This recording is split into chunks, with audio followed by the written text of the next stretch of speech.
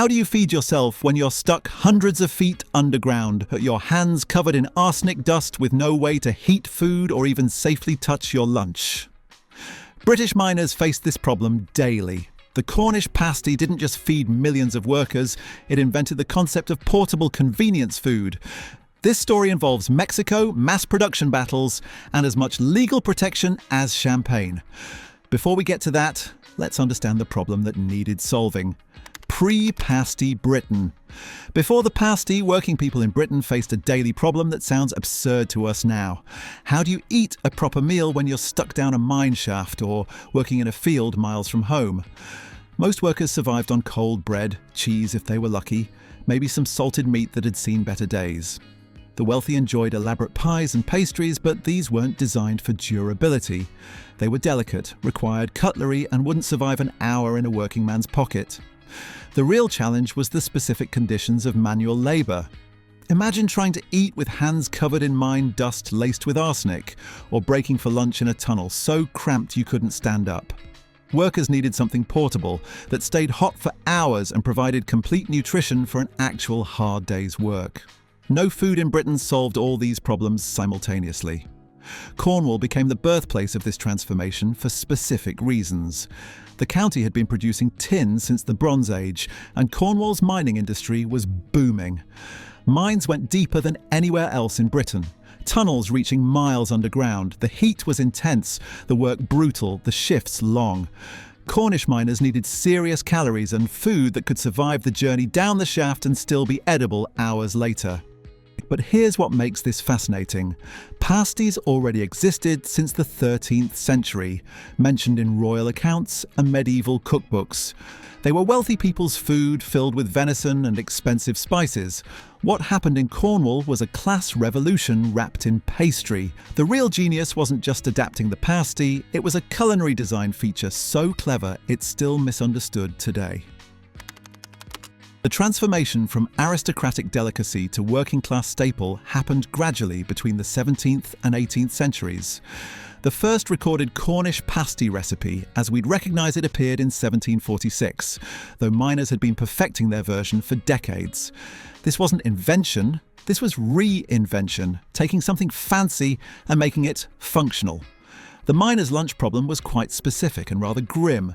They worked in conditions where toxic dust covered everything, particularly arsenic from the tin and copper deposits.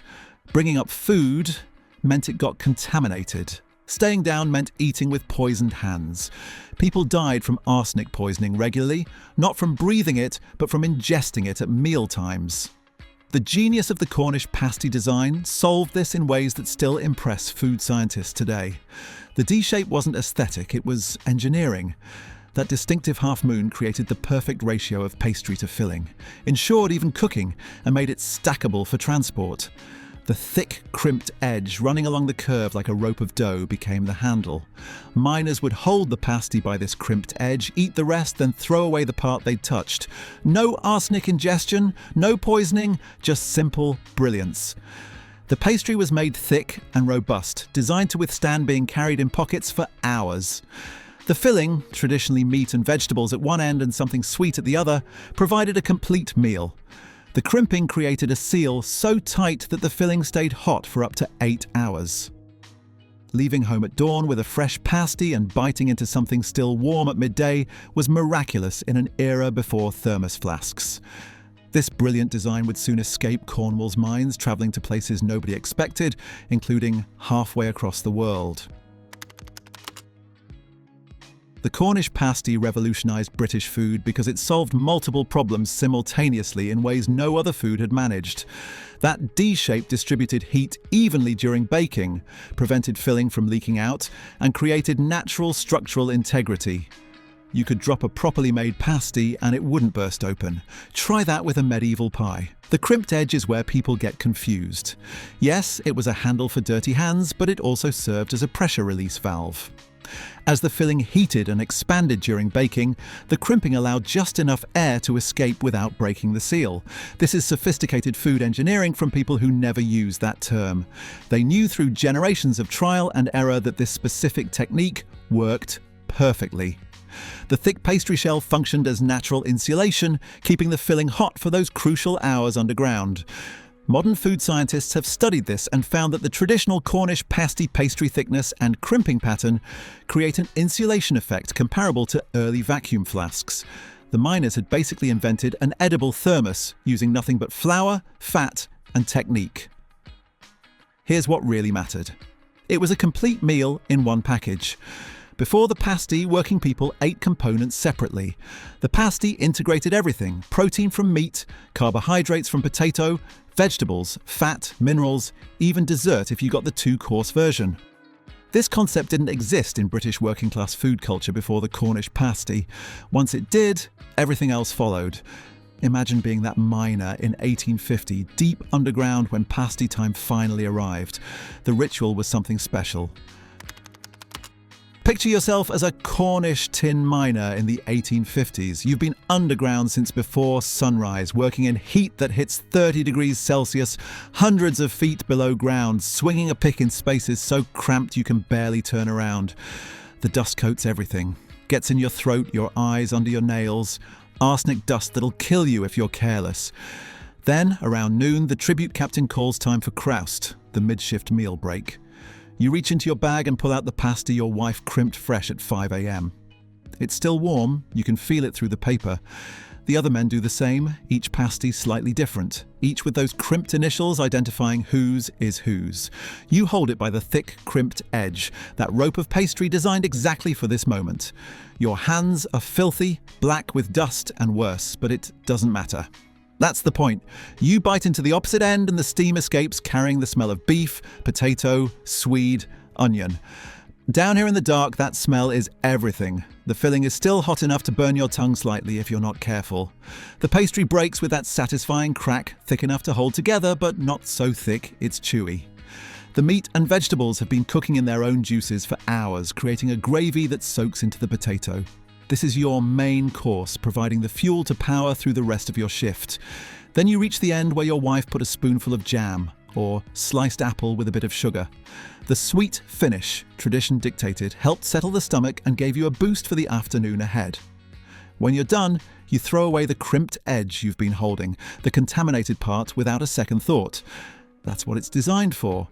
Family stories about pastry making were passed down like treasured recipes. Some families swore by lard in the pastry, others insisted on beef dripping. The Cornish still argue about whether carrot belongs in a traditional pasty, a debate that's been running for over a century. Not all mines had miners eating underground. At some mines, pasties were cooked at the surface by Baal maidens, the women who worked above ground. When the pasties were ready, they'd shout down the shaft, "Oggy, oggy, oggy." The Cornish word for pasty derived from hoggen. The miners would shout back, "Oi, oi, oi," to signal they'd heard. This call and response became embedded in Cornish culture, eventually spreading to rugby matches and British sports grounds, though today most people shouting it have no idea they're actually yelling about pasties. The pasty couldn't stay in Cornwall forever, and when it left, it went to some very unexpected places. Here's where the story gets really interesting, and it involves Mexico. When Cornwall's mines started declining in the early 1800s, Cornish miners emigrated in huge numbers, taking their expertise and their recipes with them. They went to mines across the world: Australia, South Africa, America, and yes, Mexico. In the Mexican state of Hidalgo, Cornish miners introduced the pasty in the 1820s when they arrived to revive the silver mining industry, and the locals loved it so much they made it their own. Today, the paste is a traditional Mexican food, sold by street vendors, filled with Mexican ingredients like mole and tinga, but still recognizably descended from the Cornish original. The Mexicans even hold festivals celebrating it. Imagine that, a food so good it becomes traditional in a completely different culture.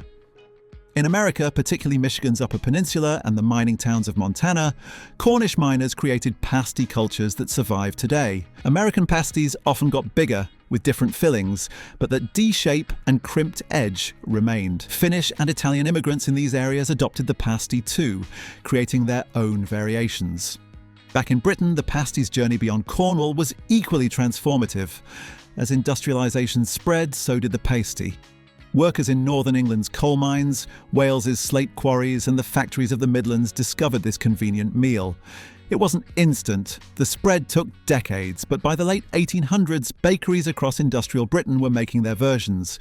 The pasty became popular in other British industrial areas because it solved the same problems everywhere. Workers needed portable, durable, hot food that required no preparation at point of consumption. Different regions adapted it. Some northern versions got bigger, some used different meat cuts, others added gravy. But the fundamental design remained constant. The transformation from regional specialty to national food would take another few decades and involved some serious cultural adoption. The shift from Cornish Pasty to just pasty as a British food happened roughly between 1880 and 1920, though pinning down an exact moment is impossible. What we do know is that by the early 1900s, pasties were being sold in bakeries, shops, and by street vendors across Britain. They'd escape their regional identity and become part of broader British food culture. This wasn't just about geography, it was about class identity. The pasty represented practical ingenuity, good, honest food made without fuss. Bakeries started producing them in volume, experimenting with fillings and sizes. Corner bakeries in industrial towns would have pasties ready for workers' meal breaks, still hot, wrapped in paper. The smell of baking pasties became part of the industrial soundscape, right alongside factory whistles and the clatter of machinery. Street vendors caught on too, selling pasties from carts in market squares and outside factory gates during shift changes. The pasty became a staple across Britain because it fit perfectly into industrial life. It was affordable, substantial, required no cooking facilities at work, and didn't need refrigeration for the few hours between home and meal break. Factory canteens started making them. School kitchens included them in rotation. The pasty had gone from miner's solution to national convenience food. What's fascinating is how this happened without much corporate involvement initially. This was grassroots food culture, spreading because workers told other workers, because it worked, because it was bloody good. The industrialisation of the pasty came much later. The golden era of the pasty, the time many of you remember, was about to begin in earnest. If you grew up in Britain anywhere between the 1950s and 1980s, you remember the pasty era. This was when pasties were everywhere, genuinely everywhere, and most importantly, they were still made properly. Every high street had at least one bakery doing fresh pasties daily. School dinners featured them regularly, those rectangular tin trays full of golden pastries fresh from the oven. Factory canteens made them by the hundred. Corner bakeries had them in the window, condensation forming on the glass from the heat. The smell, that's what everyone remembers. Walking past the bakery at midday and getting hit with that aroma of baking pastry, beef, onions, the works. That smell meant lunch, comfort, home. It was one of those sensory experiences that defined British working class life in this period. The local pasty shop became a community institution where you knew the baker by name, where they knew your regular order, where you'd queue on Saturday and swap gossip while waiting. Regional variations emerged everywhere during this period. Some northern bakeries made them massive, proper two-handed jobs that'd fuel you for a double shift. Some Welsh versions included leeks. Scottish bakers experimented with different pastry techniques. Coastal towns sometimes added fish. The fundamental pasty template was flexible enough to accommodate all these variations while remaining recognisably the same food. Price points are worth remembering because they tell us something about value and economics. In the 1960s, a decent pasty cost about 1 shilling and sixpence. By the 1970s, you were looking at about 20 to 30 pence for a proper bakery pasty, freshly made. Even in the early 1980s, a good pasty rarely topped 50 pence. This made them genuinely affordable for working people. The ritual of buying one is embedded in British cultural memory. Popping to the bakery on your break, getting it wrapped in paper that immediately started showing grease spots, walking back, eating it, while it was still hot enough to require careful biting. Friday pasty became tradition for many families. Football match pasties, eating one on the terrace before kick-off. These weren't just meals, they were social rituals. If you remember those days fondly, what comes next might make you a bit angry, because the pasty wars were brewing. Mass production changed everything. By the 1990s, supermarkets were selling pasties by the millions. Factories were churning them out on industrial scales. The problem wasn't volume, it was what got lost in industrialization. Traditional pasties used hand-crimped pastry and quality local ingredients. Mass-produced versions use machines, cheaper cuts, fillers, shortcuts everywhere.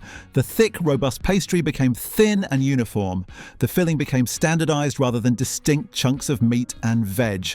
Then you had the Cornish-style pasty problem. Companies were slapping Cornish on pasties made in factories hundreds of miles from Cornwall, using none of the traditional methods. It was marketing exploitation of a regional identity. Worse, people who'd never had a proper Cornish pasty thought these mass-produced things were the real deal.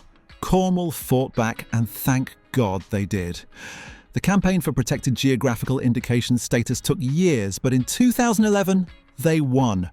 The Cornish pasty was granted PGMI status, putting it in the same category as champagne, Parma ham and Roquefort cheese. The rules are strict. A genuine Cornish pasty must be made in Cornwall. The filling must be at least 12.5% beef, plus swede, potato and onion, all roughly diced, not minced or processed. The pastry must crimp on the side, not the top. The seasoning must be just salt and pepper. No carrots, no peas, no fancy additions. These rules preserve the traditional miner's pasty. The controversy didn't end there. Greggs, Britain's largest bakery chain, sells millions of pasties annually. None are Cornish pasties under PGI rules because they're not made in Cornwall. Ginsters, the company that dominated the packaged pasty market, is actually Cornish and does make PGI-compliant pasties, though their mass production methods differ vastly from traditional bakeries. The debate around accessibility versus authenticity gets heated. Some argue that mass-produced pasties made the food affordable and available to everyone. Others counter that mass production destroyed exactly what made the pasty special. Both sides have points. The Greggs pasty isn't a Cornish pasty, but it's hot, cheap and feeds people. The authentic Cornish version is better, objectively better, but costs more and requires either visiting Cornwall or finding one of the few traditional bakeries elsewhere. Regardless of authenticity battles, the pasty's legacy is bigger than any one version. The Cornish pasty invented the entire concept of the complete meal in pastry designed for working people. Before it, portable food meant separate components. After it, British food culture understood you could integrate everything into one portable, durable package. Every sausage roll, every pie eaten out of hand, every grab-and-go pastry you've ever consumed exists downstream from this innovation. The template the pasty created was this: robust, portable, stays hot or stays fresh, complete nutrition, affordable, no utensils needed, one-handed eating possible, suitable for manual labour conditions. Every successful British convenience food that came after ticks most of these boxes.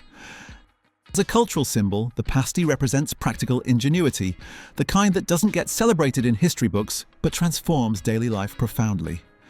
It represents regional pride, Cornwall's identity tied intimately to the pasty through genuine cultural heritage going back centuries. It represents a moment when ordinary people took something from the elite and made it their own, better than the original. Modern day, you can still get a proper one, but you need to know where to look. In Cornwall, traditional bakeries still exist, still hand-crimping pasties using methods passed down through generations. Outside Cornwall, you need to find the independent bakeries that care about doing it properly. They exist, but the difference between authentic and mass-produced isn't subtle. The authentic version has texture in the filling, individual chunks of meat, potato, swede. The pastry has structure. Mass-produced versions have uniform, processed filling. They're not awful, they're just not the same food.